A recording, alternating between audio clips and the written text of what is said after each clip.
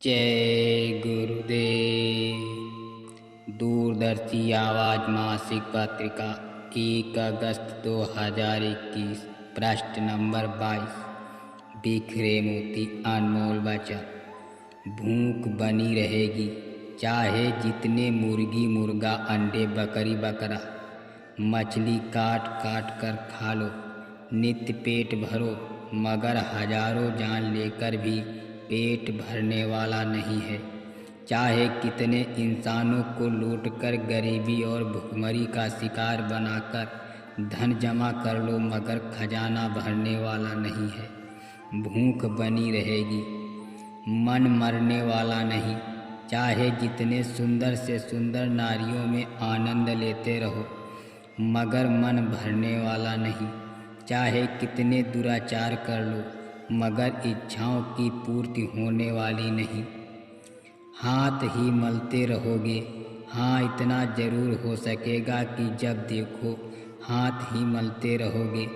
अंत में सब कुछ यहीं छोड़कर अकेले चले जाना पड़ेगा, क्योंकि उसके अधीन मिलने वाली सजाओं को केवल भोगने वाला ही जान पाता है।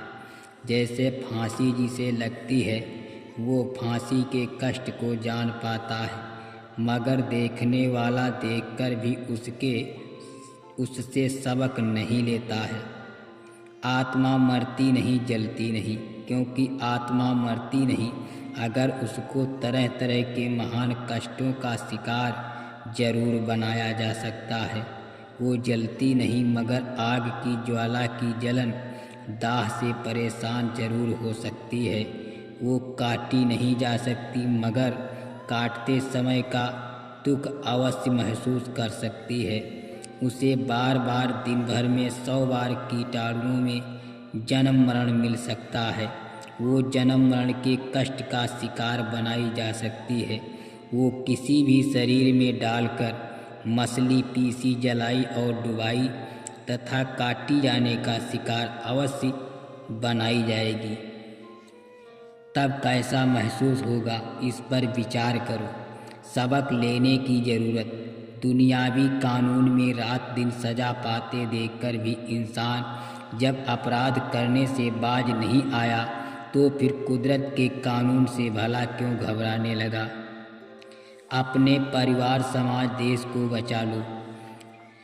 मानसिक टीबी, मानसिक कैंसर, मानसिक हर भयानक रोग का इलाज तो केवल संत सतगुरु महावैद्य ही कर सकते हैं। इस वास्ते अब भी रोग को बढ़ने से रोकना है तो आज ही परहेज करो और संत सतगुरु को अपनी नाड़ी दिखाकर उनसे रोग नाश की औषधि प्राप्त कर लो और अपने को, अपने परिवार को, अपने समाज को और मनुष्य मात्र तथा अपने देश को बचा लो। कौन बच सकेगा?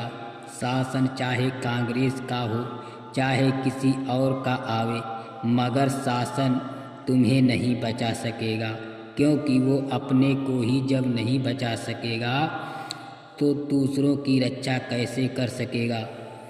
इस वास्ते हर एक को अपने अंदर का रोग खुद प्रयत्न करके मिटाना होगा। इसके लिए परहेज सबसे बड़ी दवा है।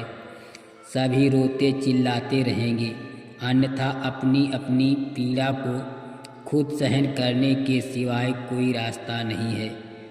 सभी रोते चिल्लाते, रोते पीटते रहेंगे, पर कोई किसी की मदद नहीं कर सकेगा। ध्यान देने का वक्त महान आत्माओं का जन्म हो चुका है। महान आत्माओं ने जन्म ले लिया है। उनमें से कोई 1 वर्ष का है, कोई तो 2, 3 और 4 वर्ष का है। कुछ और आएंगे, वे बड़े होकर क्या करेंगे उसका समय साक्षी होगा। संतों की दवा काम करेगी। न धन काम आ सकेगा, न जन, न हुकूमत काम आ सकेगी और न बुद्धि बल। अगर काम आ सकेगा तो परहेज और संतों की शरण में मिलने वाली दवा, वो भी व्यक्तिगत की होगी। जो जितना परहेज करेगा, नियम से औषध सेवन करेगा, वही निरोग हो सकेगा, बच सकेगा, जीवन पा सकेगा। आचरणवाद का समय। उसके पहले जो लोग अपने को आचरणवाद में ढाल लेंगे वे उनके प्रकोप से बच सकेंगे। अलावा इसके 1.5-2 साल में क्या घटना सामने आने वाली है उस भेद को खोलने की उन्हें आज्ञा नहीं है। लेकिन जब मैं दोबारा जयपुर में आऊँगा तब यहाँ के निवासी बुरी हालत का सामना करते होंगे। उस समय इसी रामलीला मैदान में जन सैलाब संतों को सुनने के लिए उमड़ पड़ेगा, मगर आज ध्यान नहीं देता है। ये दशा ना होती। रामलीला में जितनी भीड़ होती है वो केवल एक तमाशा भाव देखने की नीयत से जमा होती है, राम के जीवन से लाभ उठाने के लिए नहीं। अन्यथा आज उनके पद चिन्हों पर यदि मनुष्य चल पाया होता तो आज की दशा में नहीं गुजरता।